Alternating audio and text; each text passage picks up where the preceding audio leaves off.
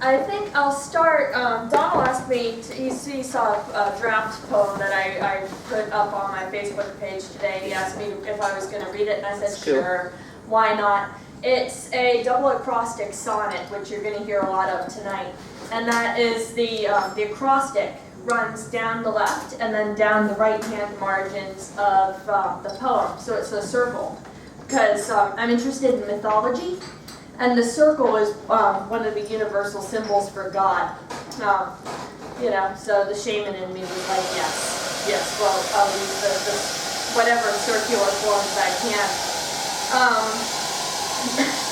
This is turn your head just a little. And the acrostic is lasting beauty, lasting beauty comes after death. Turn your head just a little. Like the wrong spring in a fairy tale, no animal will knowingly water from. Sparkling lake natrons, natrocarbonite, tainted waters flow with startling blues, iridescent as an ocean oil spill. A naturally curious eagle, half grand, half fledged, gyres too close to that flat Byzantine surface and falls into the ensorceling soup. He will reappear as a statue of himself, regally posed, utterly dead, beautiful. The myths rise through the skin of the world. Seek them out. A yearning fed by the right books moves your heart. Can you deny the courtship of death? That lake produces birds fall into it all the time, and occasionally fruit bats. And they fossilize in the water, and then they wash up on the shore and they're stone, and it's like the Medusa, Lake Medusa. And now I'll read one from the Keystone Anthology, which is available here. I'll give you okay, do you want to hear about a Christmas poem or a journey into hell? Hell? Isn't a Christmas poem a journey into hell? Same as well. All right. I think hell won. The lyre of Orpheus will let you in. The doors are heavy, the path dark and wild. The underworld makes poets or madmen. You enter through darkness, death, mental pain, wandering the world, lost as any child. The lyre of Orpheus will let you in. The road is twisted, the rations are thin. Harpies shriek sweetly, do not be beguiled. The underworld makes poets or madmen. Reach the forest where the suicides spin, dangling from frayed ropes. The trunks are tangled. The lyre of Orpheus will let you in. The Furies wait, their flails tipped with sharp tin scorpions. Their thrones are corpses piled. The underworld makes poets or madmen. Strum your chords for Persephone, her grin, her bloodied teeth, laugh at happiness spoiled. The lyre of Orpheus will let you in. The underworld makes poets or madmen. This is a collection of, again, double acrostic sonnet cycles. I'm a little bit, just a touch. And I'm a little obsessed with form. It's, there's this bit in Kurt Vonnegut's Bluebeard where one of the painter friends gets a hold of a spray gun and he knows that that's what he's for, and he stops being a fully functioning human being and just becomes like a spray painting maniac. That's what happened to me. Careful, formal poetry, it's worse than crack. I'm telling you, I only tried crack once, it didn't take. I've never tried crack. But it's a bit like Houdini. You put yourself into a box, you put it in the river, and you get out. You can't get out. You're stuck forever. Okay, I think I'll ease you in with a little bit of myth, and then I'll go into biography. This is my biography is a little bit. I am myself, and craziness. I've earned my craziness. Three-legged crow is an Asian god. It's a creative spirit. It's a crow with three legs, obviously. And he flies to the sun and he eats the sun. There are all sorts of mythologies around the world about the crows eating the sun. But what fascinates me is the overlap between the mythic reality of crows and the physical reality of crows. There's a lot of overlap. Crows, for example, are one of the only animals that have a national health system. Like if a crow gets brain damaged, the murder will take care of it and they'll feed it like a baby for the rest of its life. They'll also, that's sweet, but they'll also find spring lambs and tear their eyes out for fun. They're complicated animals, is what I'm saying. And I'm interested in every aspect of their being. And recently a crow has fallen in love with me, which is wonderful. I've been feeding it. We've moved to a new place, and I've been feeding it, and it's been giving me courtship gifts and attacking my husband whenever he goes so it's anyway. This is a double acrostic sonnet cycle. I'm not going to read the acrostics. You'll have to buy the book. And after each sonnet, there's a 5x5, which is a 5-line, 5-syllable mini poem, balancing their reality against their mythic presence. 1. Trickster. Crows have incredible intelligence. Rarely does it take more than a few hours of work to find their daily food. If you watch them out on the lawn, their sense of fun frequently overwhelms them. One finds a little red plastic jar lid. He lifts it, examines the shape before gripping the weird thing in one talon. He flies off with incredible grace, perches gently so not one feather can fall out of place. That tin roof, rain-slicked, becomes a slide for him. Over and over, he sits snug in the tiny sled, launching himself off with a harsh, happy croak at this new kind of flight. When the world ends, Crow will switch off the lights and shut the last door. Crow will see us all out into the night. 2. Hero. Some crows are natural caregivers. I understand that's hard to accept. Happen near a messy springtime nest site, nothing further from your mind than illness, mystic rhythms threading through your veins. One crow, far underdeveloped, grabs your eye. There's no indication of injury. A crow that seems a little off, strange. His siblings in feathers will take him to wing. Just watch. See how he cries, croaking constantly, a fair imitation of an infant. That is avian mental illness. See him list a little to the left. Now if you look, the murder will feed him like a child. When the world ends, Crow will perch on death's throne. Crow is a god. Crow is not a god. Crow is fit to judge souls. 3. A small, impetuous god. There is truth to Crow's trickster image. No hero is hero all the way through. I expect you've all heard stories, how Crow eats meat torn from the eye sockets of the small, unsteady spring lambs. Crow has his fun. A damnably intelligent birdie, pain-drinking monkey without thumbs. He gets bored, ruminating, flying through town with his inexpressible ideas. Crow goes off exploring, nests in traffic lights, sees no danger in tormenting farmers or their irritable, imbecile dogs. It's harm, not food, that Crow is after, breaking the tightly sealed barrels of next year's seed corn. When the world ends, Crow will eat the salty eyes of the wicked and glue strong coal-black wings onto the good.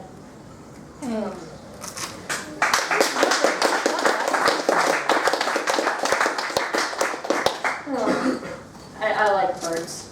I also like foxes. You might get a fox poem later. What? Michael's got a dead fox poem. Oh, you've got a dead fox poem. Cool. Like, well, they're psychopomps. You know, they're guides into the underworld. Yeah. So it's I'm tempted to read that now, but I think I'll read that one last. In Celtic mythology, the badger is the psychopomp. Yeah, well, the badgers do it as well. Anything that goes onto the earth and emerges again can carry souls, especially predatory animals. Coyote. Coyote! Oh my gosh! Goes to the underworld. Yeah. Comes back and Comes pops back. up, doesn't it? Yeah. Have you heard the story about Coyote's 6-foot-long penis? I have, yes. Yes. Yeah. Okay, I'm not going to go into that now. Don't go into that now. Folklore. It's legitimate because it's 5,000 years old. I had never seen a badger before, and Yeah. my mother was dying, and we were doing a vigil. She was going to die in the morning. Oh. And they threw us out of the room while they attended to her. And we were grief-stricken, and we looked out the window, and the world was reflected back, and we were looking at ourselves, and a badger came out and moved across the thing. And I didn't know this at the time. That was the first time I seen a badger, and the badger was a psychopomp. And then my mother died. Oh my gosh. You see, my mother is a psychopomp. She shows up when people are dying all the time. And she'll hold them in there. It's happened to her in grocery stores with strangers. It's happened with her own mother. She'll see somebody going, and she'll come behind them and sit them down on the floor, and they'll lie against her, and she'll literally birth them into the afterworld. It's happened about 15 times, and we don't know why. I think it's because she's very close to death herself. Anyway, this is the labyrinth, and it's prefaced with a quote from Archimedes: "Do not disturb my circles." Again with the circles. It's a heroic sonnet crown, which means that the first line, it's 15 sonnets long, and the first line of every sonnet comes together to form the 15th sonnet. The first line of the first 14 sonnets come together and do the last sonnet. Lots of circles. It's prefaced with a couple of lines of prose each poem, and then again another 5 by 5. And it's biographical. I'm going to read you a little excerpts from it. Entering the Labyrinth.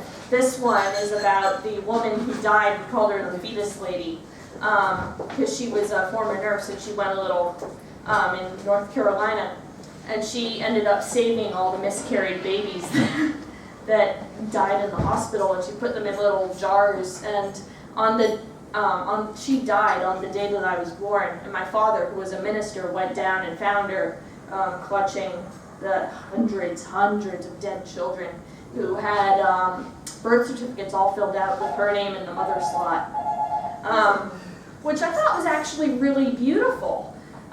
Anyway, entering the labyrinth. The bloody chambers of the body, womb, and heart are places of passage into new life. The mind is like a nautilus twisted around the center of the self. There is a secret garden in it. Seek it out. I was born in North Carolina, the wastelands laden with live oak, dens of fox and wolf littered the loam. My blood can't stop speaking the language of this wild. A girl birthed in this soil carries it for life. No ordinary span will follow for her. Remember the foul house next door where the necrotic lady was found, babies from maternity wards clutched in her arms. They arrived home with her in pickle jars. Small, dear creatures she named and kept for years. I expect juice from those jars, the hellish bog they languished in, seeped through me with each breath. Open the door, take the turn to the right. Persephone was born in the wilds, was daughter of a bear and a blonde vixen. The den was warm, dead. I'm thinking, I'm just going to read little excerpts of this. There's a bit in here about when my dad was in the Navy in the Philippines and we were shot at. But then when we came back to America, my dad was in the Navy. I was a chaplain, and we, moved all over the place. When we came back to America, my mom got very sick. She had arachnoiditis, and in America, the healthcare system is awful. So soon, my parents were $500,000 in debt. And to make money, first they had hired me out to do television commercials, which I did. I did made good living on it, but I was 8 and I hated it. So I stopped. So because I had post-traumatic stress disorder, although it was undiagnosed, my dad signed me up for medical testing where he was paid money, usually about $5,000 a time to give to do medical trials. And in his defense, he thought that I actually had the disease that they were testing me for. So it was sort of a win-win situation. So free medical care and money. I didn't. though. That was the problem. This is the third turn. One room in the maze holds only filled needles. Another hides gold that you cannot touch. Both rooms are guarded with blank-eyed actors' masks marked duty. One smiles frighteningly. The other, honest in its horror, does not. Hurting, a small broken body that I overhear them talking about. A bic with a broken nib skitters across a half-covered prescription pad. I feel thin anger, the problem child who was no son. Remember, you deserve this. They have no damned money because of you. You won't act. Hated filming that commercial, and the earnings from this false diagnosis, shiv hard in your brain, will barely pay for the ICU bill charged for healing your pain-trembling mother. You must earn the cash. This secret lie has eaten me for years. I open the door, take the turn to the right.